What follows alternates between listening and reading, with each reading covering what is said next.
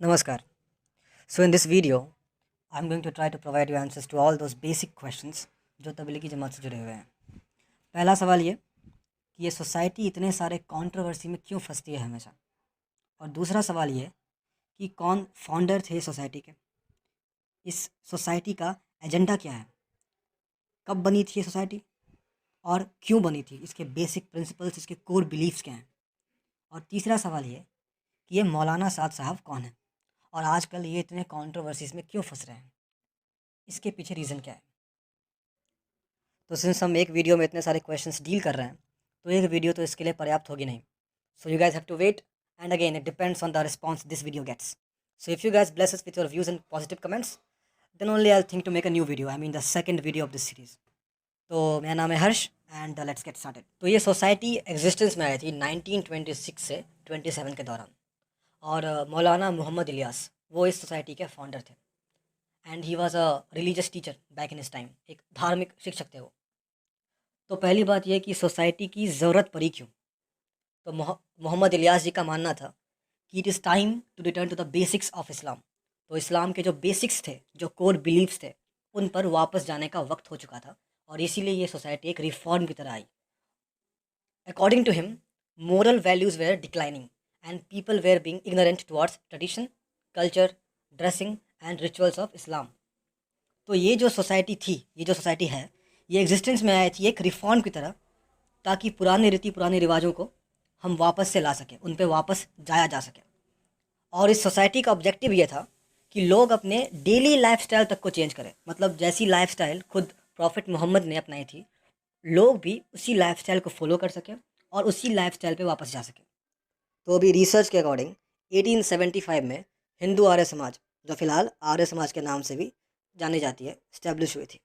और 1920s के आसपास इस समाज ने, आर्य समाज ने, बहुत पॉपुलैरिटी हासिल की थी, और तबलीगी जमात को इसी सोसाइटी का एक डायरेक्ट रिस्पॉन्स कहा जाता है, इस्लाम कम्युनिटी के तरफ से।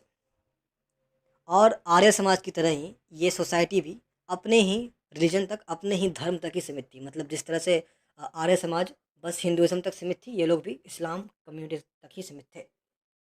तो अभी वर्ल्ड के 3 बिगेस्ट रिलीजन में हिंदुज़म और इस्लाम दोनों आते हैं, और इनके बीच की जो राइवलरी है, ये हम सबको पता है, किसी से छुपी नहीं है ये। और खासकर एशिया में, खासकर इंडिया में जितना हो रहा है, हम सबको ये बात पता है। तो अभी तबलीगी जमात का जो मिशन था, वो मिशन था मुस्लिम्स को इन्फ्लुएंस करना। जैसा मैंने बताया, अपने पुराने लाइफस्टाइल्स पे आने का, अपने पुराने बिलीफ्स पे आने का, अपने पुराने तौर तरीके पे आने का। उनका मिशन, उनका ओरिजिनल मिशन कहीं पे भी ऐसा लिखा नहीं गया है कि उनका मिशन था लोगों को जो उनके धर्म से जुड़े हुए नहीं थे, उनको धर्म परिवर्तन करने पे उकसाने का, या फिर इन्फ्लुएंस करने का, या फिर चाहे फोर्स करने का, कुछ भी हो। तो ऐसा कहीं उनका मिशन नहीं है। तो फिर आजकल जो भी इनके नाम के अंडर हो रहा है, अगर वो सच में हो रहा है, तो ये एक मैनिपुलेशन है, एक डीवियस एक्ट है। और जो लोग भी ये काम कर रहे हैं, वो तबलीगी जमात से जुड़े हों या फिर उनके नाम के अंडर कर रहे हैं, ये एक ऑफेंस है, और ये एक ग्रीवियस ऑफेंस है। तो अभी तबलीगी जमात का जो ये गैदरिंग हुआ था दिल्ली में एक मंथ पहले, इसका कॉन्सिक्वेंस क्या हुआ ये हम सबको पता है। नंबर्स में कैसे all of a sudden increase हुआ, और कैसे ही एकाएक जो है पॉजिटिव केसेस बढ़ गए थे। तो यहाँ पर इम्पॉर्टेंट क्वेश्चन ये है कि वो गैदरिंग कितनी ज़रूरी थी। क्या वो गैदरिंग मस्ट थी? क्या ये गैदरिंग इतनी ज़रूरी थी कि जब गवर्नमेंट बार बार बोल रही है कि आप बाहर मत निकलिए, आप इस संख्या से ज़्यादा लोग एक साथ नहीं रहेंगे, ऐसी गैदरिंग नहीं होगी। सरकार ने खुद से अर्ज की थी, प्राइम मिनिस्टर नरेंद्र मोदी खुद से बोल रहे थे, ऑर्डर्स निकल चुके थे। तो फिर ये मीटिंग कौन हुई, और इस मीटिंग के लिए कौन कौन लोग ज़िम्मेदार थे, ये बात कहना फ़िलहाल मेरे हिसाब से तो इम्पॉसिबल है, क्योंकि केसेस फाइल हो चुके हैं और ये काम जुडिशरी का है। तो ये बात हम छोड़ देते हैं जुडिशरी पे कि कौन लोग इसके ज़िम्मेदार हैं। अभी हम सीधे आते हैं कंट्रोवर्सीज़ पे कि भाई कंट्रोवर्सीज़ क्या-क्या हैं? ये सोसाइटी किन-किन कंट्रोवर्सीज़ में फँस रही है, फँसते आ रही है, और इसके पीछे रीज़न क्या है? इसके पीछे कौन-कौन लोग ज़िम्मेदार हैं? Controversies number 1, politics. So this society is based on many principles, and one of those is denying affiliation in politics and jurisprudence. मतलब विधि शास्त्र और राजनीति को नाकारती है ये सोसाइटी। तो पहला क्वेश्चन ये उठता है कि जब आपका जो कोर बिलीफ है वो आपको परमिट नहीं करता है पॉलिटिक्स या फिर जूरिस्प्रूडेंस में कनेक्शन का, तो आप पर बार बार एक्यूजेशंस क्यों लगे हैं, आप पर बार बार चार्ज क्यों लगे हैं कि आपका पॉलिटिकल लिंक है। तो ये है इनकी पहली कंट्रोवर्सी कि जो सोसाइटी खुद डिनाई करती है any connection any affiliation to politics, उस ही सोसाइटी पर चार्ज लगे हैं, एक्यूजेशंस लगे हैं बार बार पॉलिटिकल लिंक्स के। Controversy number 2, terrorism. यस, तो भाई इलियास जी के हिसाब से the ultimate motto of this society was to promote peace and harmony. तो फिर जैक रियास, डैजमिल, सैयद रिजवान, बेगल जैसे बहुत सारे मेंबर्स को चार्ज किया गया है टेररिज्म के अंडर, चाहे वो लंदन बॉम्बिंग्स हो या फिर चाहे वो पोर्टलैंड 7 हो, ऐसे बहुत सारे हैं। तो फिर इन अटैक्स के लिए जिनको चार्ज किया गया है वो तबलीगी जमात के मेंबर्स हैं।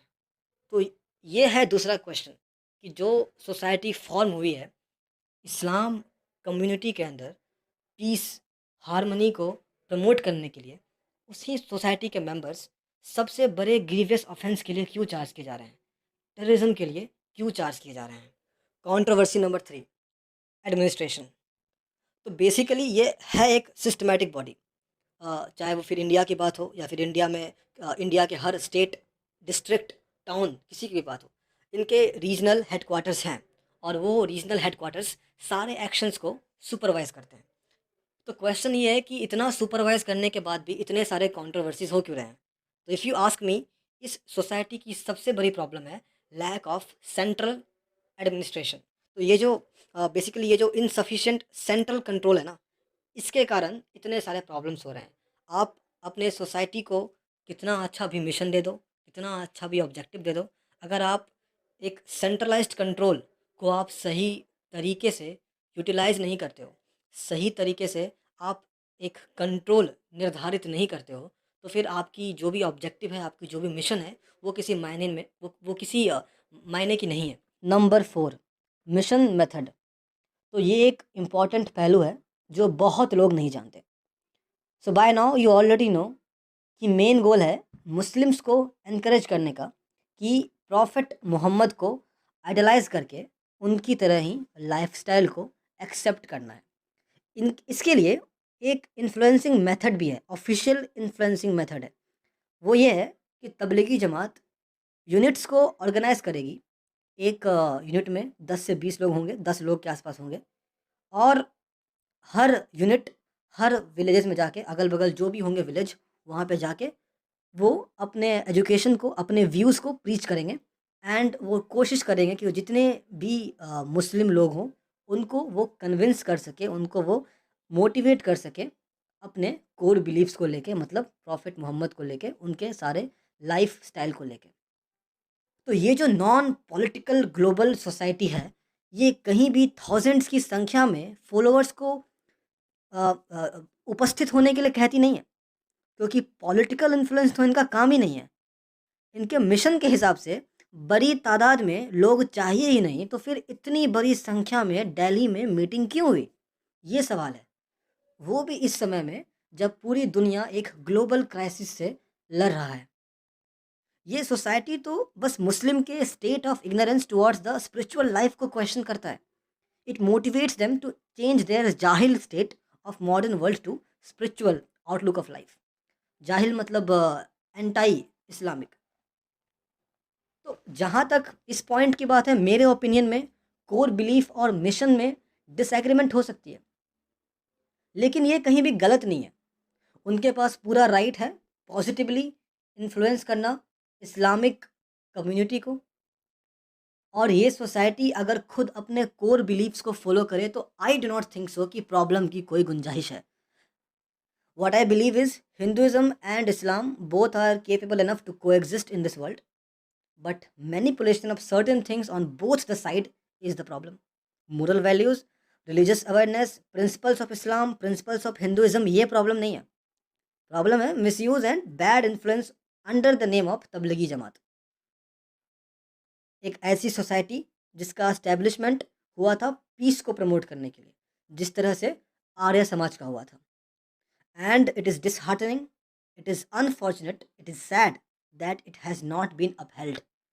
क्योंकि दिल्ली में जो भी हुआ, तबलीगी जमात के फॉलोअर्स उसमें थे, जो भी था ये एक गलती थी, और आई होप कि ये एक गलती थी, और इतने लोग इसका शिकार हो चुके हैं। डायरेक्ट कॉन्सिक्वेंस हमको पता है, इनडायरेक्ट कॉन्सिक्वेंस हमको कभी पता चलेगा भी नहीं। तो अब मैं एड्रेस करता हूँ अपने लास्ट टॉपिक को, जो है मौलाना साद, तबलीगी जमात के चीफ। तो इनके रिस्पॉन्सिबिलिटी को आई डो नॉट थिंक कि इन्होंने ढंग से किया है, ढंग से संभाला है। A leader if is understood to be the person behind victory, he is also responsible for all the wrong acts done by his team. बहुत ही सिंपल सा फंडा है ये, हम सबको पता है। आपको ये भी मालूम होना चाहिए कि क्लेम है न्यूज़पेपर्स की कि इन्होंने 1 करोड़ रुपए प्राइम मिनिस्टर के फंड में डाला है, जो कोरोना वायरस के अगेंस्ट लड़ाई के लिए डेडिकेटेड है। और इन्होंने ये भी बयान दिया है कि he did not disclose it since Islam दिखावे की इजाज़त नहीं देता है।